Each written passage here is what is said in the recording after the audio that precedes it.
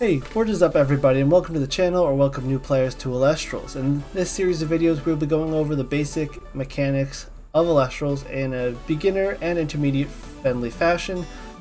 In this video we'll be going over your normal action, ascending, and casting cards with spirits in play.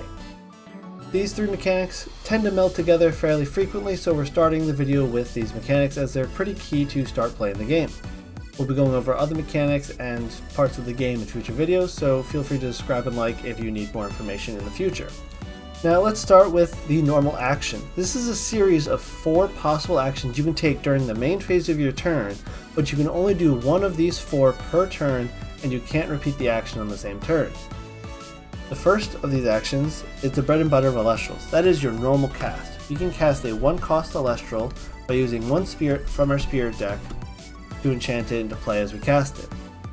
The next action is we can ascend an Elestral currently in play. So let's say it's our now second turn. We can ascend this Necroth by sending it to the underworld and adding a Blazerous and a second spirit to Blazerous while casting it, ascending it to a 2-cost. We cannot normal cast a 2-cost into play. We have to ascend to get to 2 or 3 unless a special effect says otherwise. The next possible mechanic we can do is we can enchant an Elestral that's already in play. In this case, we have a Blazerous. We're going to enchant it with a Vipyro, giving an additional spirit and allowing us to now put an additional spirit on this Elestral. Great for activating some effects like Receive. We'll go over those in a future video. And the last mechanic, commonly forgotten about, is we can expend a card from our spirit deck to draw a card from our main deck. Bear in mind, when you do this, you will no longer be able to normal cast, ascend, or enchant, and as well as all the other actions, you cannot do the other 3 when you activate these effects. Another thing to note is these normal actions will always cost you or enchant to board 1 spirit from your spirit deck. So even in the case of our Necroth having 2 Vipyro on it, when we go to ascend with our normal action to our Blazerous, we must still add a spirit from our spirit deck to the Blazerous in order to cast it. These actions will always require at least 1 spirit, and Ascensions particularly will always require you to take a spirit from your spirit deck and add it to the pile, regardless of how you ascend that Elestral. Right, now let's focus on the Ascension mechanic here. This mechanic has a lot of frequently asked questions, so I hope to cover every possible question you have about Ascension and go over every Ascension mechanic in this short video in about 5 minutes. Starting with the most common question that we get is, can I ascend my Necroth into something other than Blazerous? In the lore, Necroth goes Necroth, Blazerous, Trifernal. And the answer is yes, we can ascend Necroth into any Elestral we want. We can go from Necroth to Floracne to Trifernal if we so wanted. We can also go from Necroth into a 1-cost at Sveltuga. The shorthand is we can ascend any Elestral we want into any other Elestral as long as we meet the minimum requirement for the enchantment. So, what do I mean by that? If we have a Necroth into play with 1 Vipyro and we want to get to Trifernal, we would be unable to ascend in this Trifernal, as during the Ascension process we would add 1 spirit from our spirit deck and we would not meet the 3 minimum requirement of this Trifernal. However, if we had a Necroth in play with 2 spirits, perhaps from a Nexus or from an enchantment from a normal action, we'll go over Nexus in a future video, we can now normal ascend a Necroth with 2 spirits to a Trifernal instead. We could also, just to go over this one more time, go from a 3-cost into a 1-cost if we truly wanted to. We could ascend this Trifernal into a Necroth.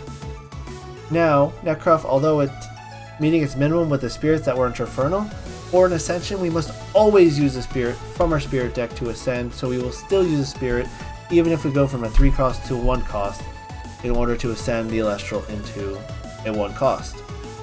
Now, why would you do this? There's not many reasons to. One of the main reasons you might is there's a card called Boombat.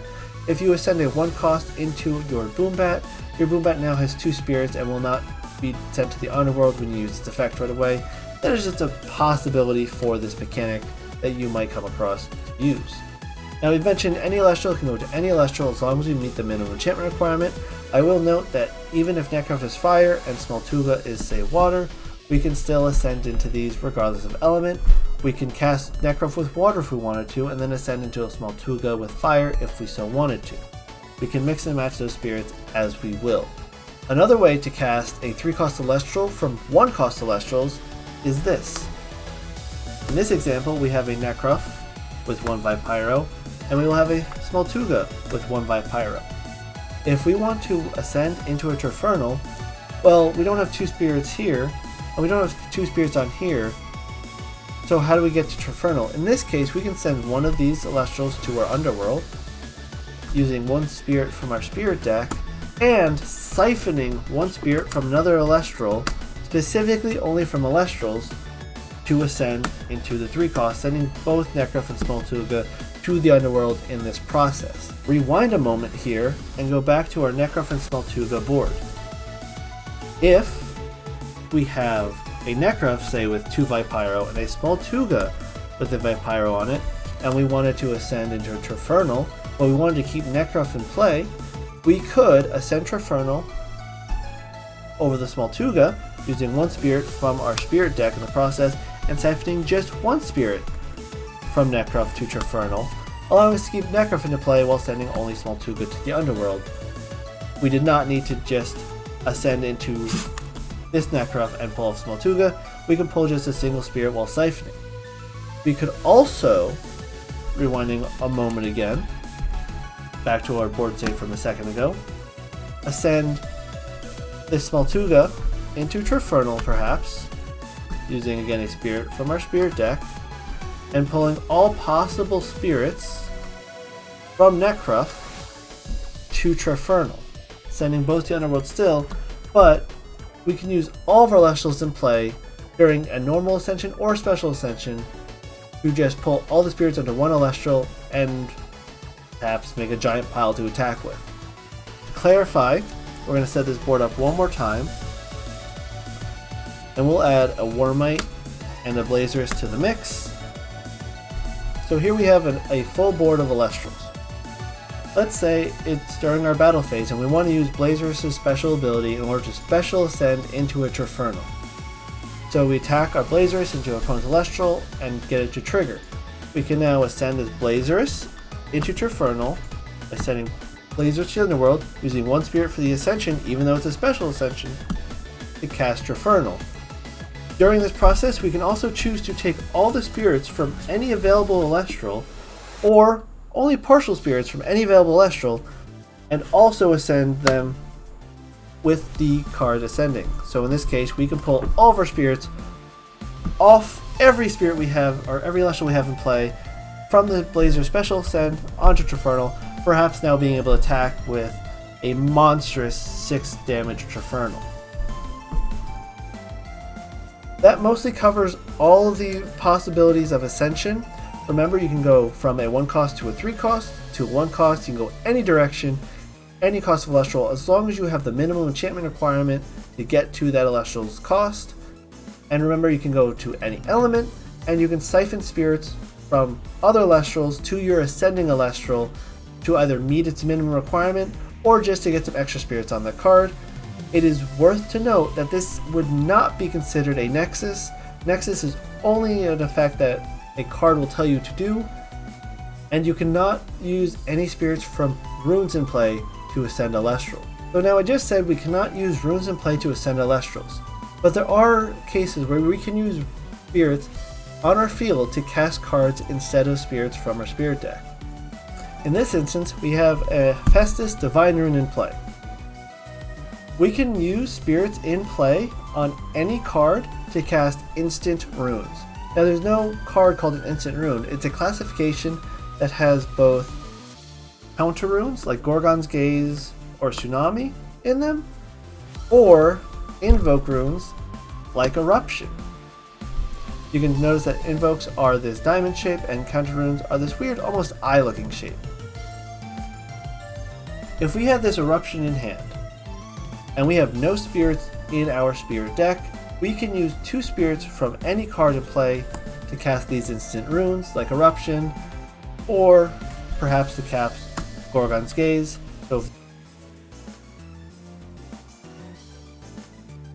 these two spirits are on Hephaestus, we can use them to cast a Corbin's Gaze without using spirits from our spirit deck. Even if we have spirits in our spirit deck still, perhaps our spirit deck is still full, but we don't want to use those spirits, we can still use spirits from a Divine Rune or any card in play, perhaps a Stadium, perhaps an Celestial, to cast an instant rune. Perhaps we don't want to use spirits from our spirit deck, we can use the 2 Vipyro, siphoning them from this Blazers to this Eruption, to use Eruption, sending Blazers to the Underworld, but allowing us to cast Eruption without a spirit from our spirit deck. I want to make another note. This is also not a Nexus. I am making this very clear because, again, Nexus is a specific mechanic that a card tells you to do. Siphoning spirits is not a Nexus. That is relevant for some cards. I want to make that extra clear. Another case for casting instant runes from our hand using spirits on play is we can cast with both spirits from our spirit deck and spirits from Elestral, or spirits from a Divine Rune that I forgot to put out until now. So let's say we want to cast Eruption again. We can cast Eruption with any combination of spirits from this Hephaestus, this Vipyro, or spirit deck in order to get to the casting cost of Eruption. Again, we can mix and match in any way we want as long as we're casting instant runes that are invoke or counter runes from our hand or from face down.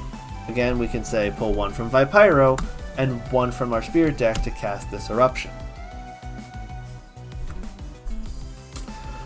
I would also like to note that when we are ascending Elestrals and normal casting an Ascension, say I want to get this Necroth to a Blazerus, I cannot use spirits from runes to ascend Elestrals with.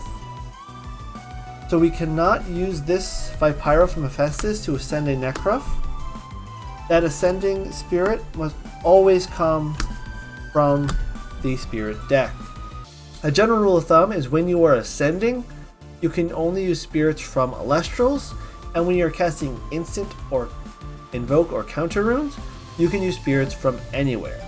Again, to reiterate in the other direction, we can cast instant runes that classify invoke and counter runes using spirits from anywhere on our board or spirit deck, but when we are ascending Elestrals, we can only use spirits that are on Elestrals and our spirit deck for the Ascension cost. I'd also like to note that if we are casting, again, let's say Eruption, using a Vipyro from this Hephaestus, and if Vipyro from our spirit deck, this Hephaestus would be under enchanted and still sent to the Underworld.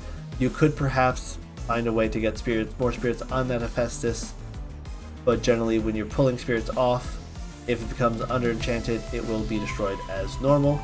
Perhaps if we use a spirit from our spirit deck and a spirit from this Blazerus, this Blazerus will be under enchanted and end up in the Underworld anyway because it's under enchanted. And we can siphon spirits to cast instant runes. Even if our spirit deck is mostly full, we do not need to be empty to use spirits from the board to do that. Alright, so that should cover the basics of all of the normal actions, ascending specifically, and casting cards with our spirits that are already in play. If you have more questions about these mechanics, let me know below, and I'll get you with the next Elestrals 101 video in the future. Have a great one.